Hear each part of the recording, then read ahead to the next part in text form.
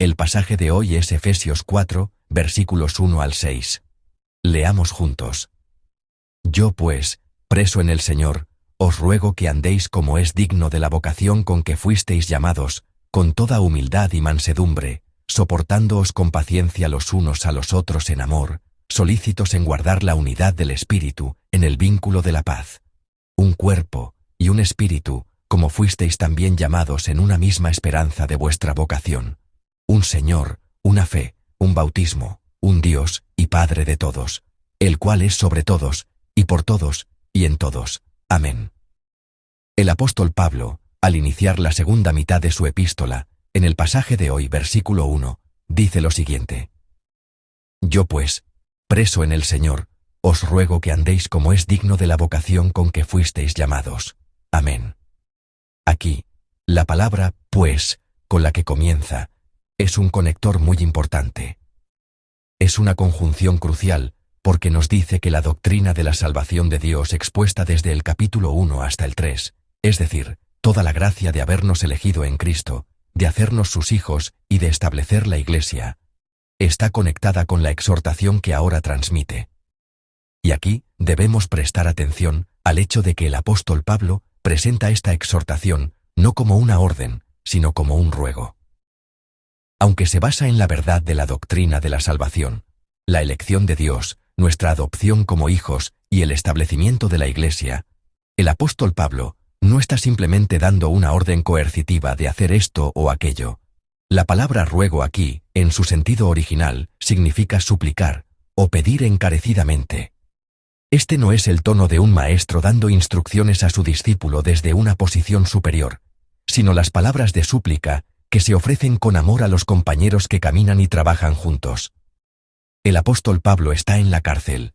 Sin embargo, había algo más fuerte que las cadenas de la prisión que ataban al apóstol Pablo, y era la certeza del llamado de Dios, la convicción de que Dios lo había salvado.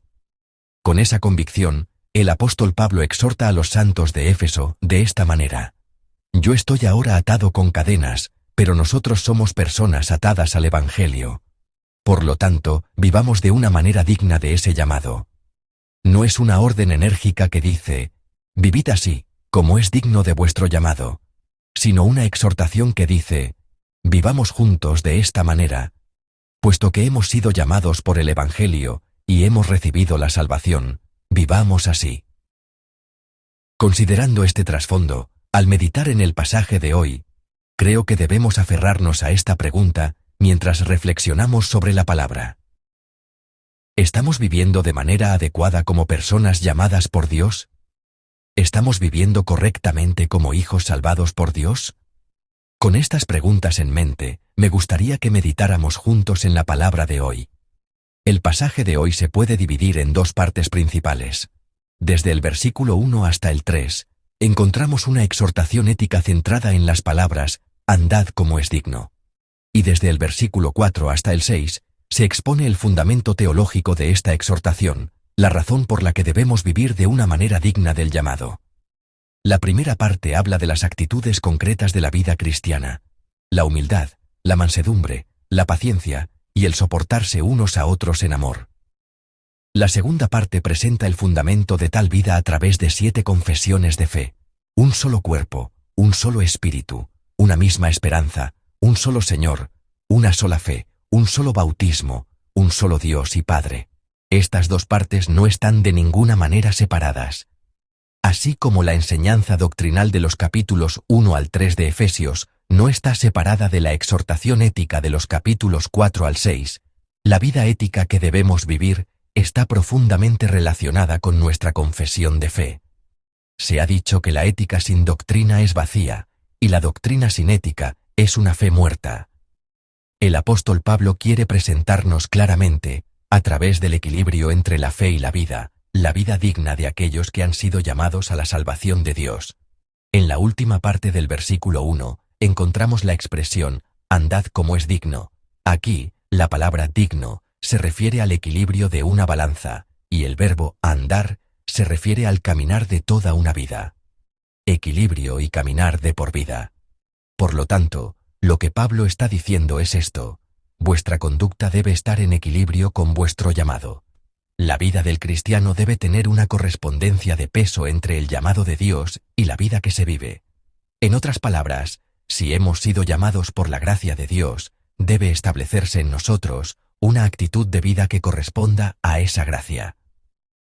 El teólogo Karl Barth dijo lo siguiente: el llamado es la elección libre de Dios y al mismo tiempo un evento que confiere al ser humano un nuevo modo de existencia.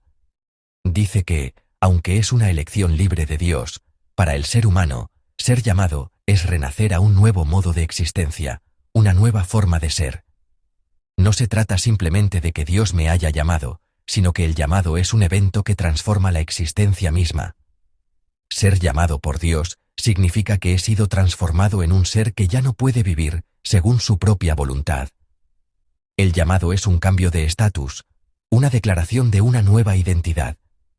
Por eso, en la fe, la pregunta más importante no es ¿qué hago? O ¿quién soy?, sino ¿a quién pertenezco? La identidad del cristiano debe ser clara. No pertenecemos al mundo, sino a Cristo. Y es en Cristo donde encontramos la maravillosa voluntad de Dios para nosotros. Así es. Soy una persona llamada por Dios a la salvación. El origen de ese llamado no es otro que Jesucristo. Por eso, si observamos detenidamente las 4 virtudes para una vida digna del llamado mencionadas en el versículo 2, todas ellas describen el carácter de Jesús, el contenido de su vida. Jesús se humilló, soportó con paciencia los azotes y nos mostró su amor al aceptarnos en la cruz. Por medio de ello, fuimos salvados. Él se convirtió en nuestra esperanza. El camino de obediencia que Jesús mostró es la forma perfecta de una vida digna del llamado. Por lo tanto, vivir de manera digna del llamado es vivir siguiendo el ejemplo de Cristo. El apóstol Pablo enumera 4 virtudes para una vida digna del llamado, es decir, una vida que sigue a Cristo, y nos exhorta a vivirlas. ¿Cuál fue la primera? La humildad. Se dice que en el mundo griego, esta palabra humildad significaba servilismo. Pero en Cristo Jesús, la humildad llegó a significar la actitud de vaciarse a uno mismo para enaltecer a otros. La verdadera humildad en la fe no es menospreciarse, sino conocerse correctamente ante Dios. Reconocerse honestamente a uno mismo ante Dios es humildad. No es simplemente abandonarse diciendo, soy un pecador inútil. Admitir con serenidad mi debilidad, la maldad que no puedo superar en mí, mi incapacidad, eso es la verdadera humildad. Un cristiano humilde practica la autorreflexión, enfrenta su realidad con serenidad. Solo así puede arrodillarse ante Dios. No se vuelve orgulloso ni se desanima. Al aceptarme tal como soy, puedo experimentar la gracia de Dios que me conoce y me renueva, y el gozo de la salvación. Esta es una vida digna del llamado. En segundo lugar, nos habla de la virtud de la mansedumbre. Se dice que la mansedumbre no es un estado de debilidad, sino la capacidad de controlar la fuerza.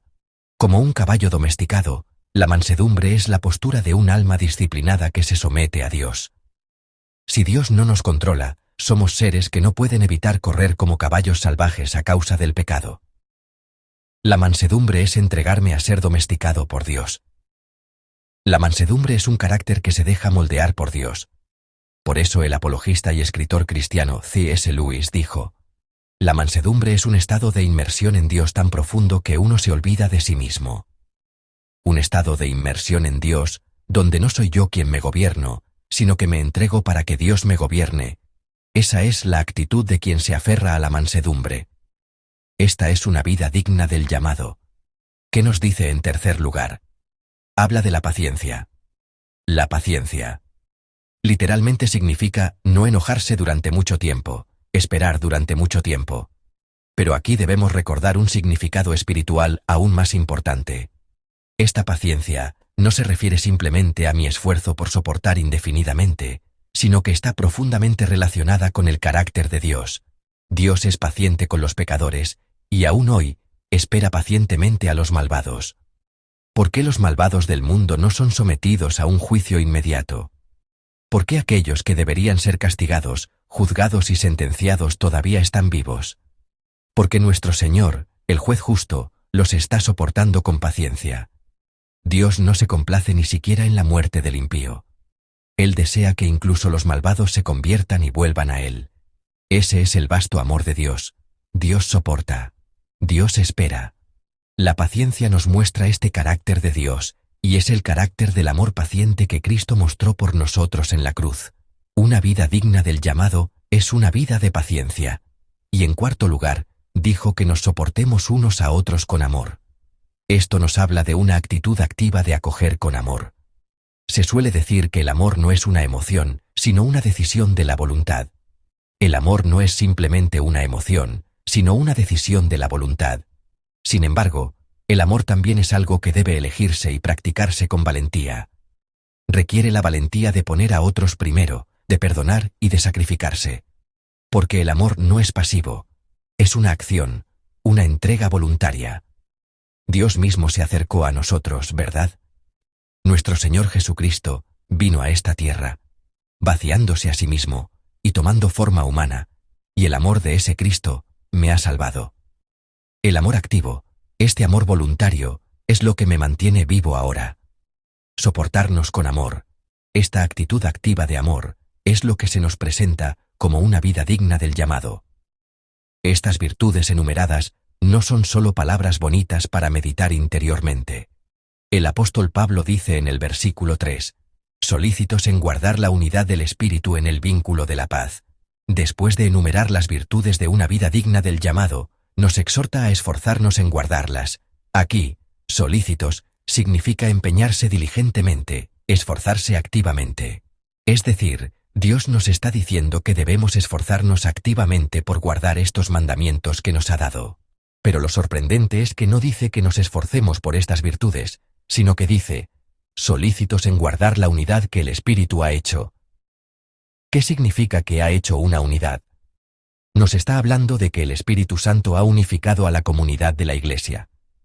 La carta a los Efesios tiene la particularidad de conectar la salvación individual con la comunidad en la que las personas conviven, es decir, conecta la teología de la salvación, soteriología, con la teología de la Iglesia, eclesiología. Nos está diciendo que mi salvación está vinculada a la vida en comunidad. En otras palabras, para vivir una vida digna del llamado de Dios que me ha salvado, es indispensable estar conectado con la unidad y la comunión de la Iglesia. La carta a los Efesios nos enseña que ambas cosas son inseparables. Solícitos en guardar la unidad del Espíritu.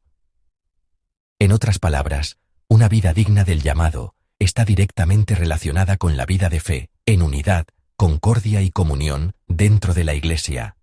Si queremos vivir una vida digna del llamado, se nos dice que debemos esforzarnos diligentemente por guardar la unidad y la comunión de la comunidad de la Iglesia. La unidad y la concordia de la comunidad, como se menciona en los versículos 4 al 6, se fundamentan en 7 realidades únicas, que en última instancia nos remiten a Dios Espíritu Santo, a Dios Hijo Jesucristo y a Dios Padre. Se nos está diciendo que nuestra vida digna del llamado cobra vida cuando está conectada con esa unidad de la comunidad de la Iglesia, que tiene su fundamento en el Dios Trino. Amados hermanos y hermanas en la fe, les pregunto una vez más, ¿están viviendo bien como personas llamadas por Dios? ¿Están viviendo bien como hijos de Dios? Piensan que han sido llamados a la salvación, pero se mantienen a distancia de la Iglesia. ¿No estamos experimentando fricciones con la comunidad con la que convivimos? El llamado que nos convoca individualmente a la salvación y la unidad y concordia en la Iglesia no son cosas separadas. Debemos recordar que aquellos que han sido llamados a la salvación deben vivir siguiendo a Cristo, y una vida que sigue a Cristo es una vida de unidad, concordia y comunión con la Iglesia. Se ha dicho, el llamado de Dios es irrevocable. Ante Dios, que nos ama irrevocablemente, a cada uno de nosotros, respondamos con una entrega sin reservas, siguiendo a Cristo con humildad y mansedumbre, con paciencia y aceptación. No se rindan porque no les vaya bien o porque sea difícil. Dios nos ha concedido la comunidad de la Iglesia. En la Iglesia podemos obtener nueva fuerza a través de la unidad y la comunión para poder vivir una vida digna del llamado. Para ayudarnos en esta decisión, Dios nos prepara un tiempo espiritual especial. Ese tiempo es el retiro espiritual que tendremos la próxima semana. Un tiempo en el que toda la Iglesia se une en alabanza, se une en oración y se une en la palabra. A través de este santo retiro, donde la comunidad de la Iglesia se une espiritualmente en el Padre, el Hijo y el Espíritu Santo, creo firmemente que Dios iluminará la realidad de nuestra salvación con una luz de gloria resplandeciente. La santa asamblea de nuestra comunidad, en la que nuestras vidas renacerán como vidas dignas del llamado, tendrá lugar la próxima semana. Esperemos con anhelo y oremos. Creo firmemente que la asombrosa gracia de Dios se derramará en abundancia sobre nosotros.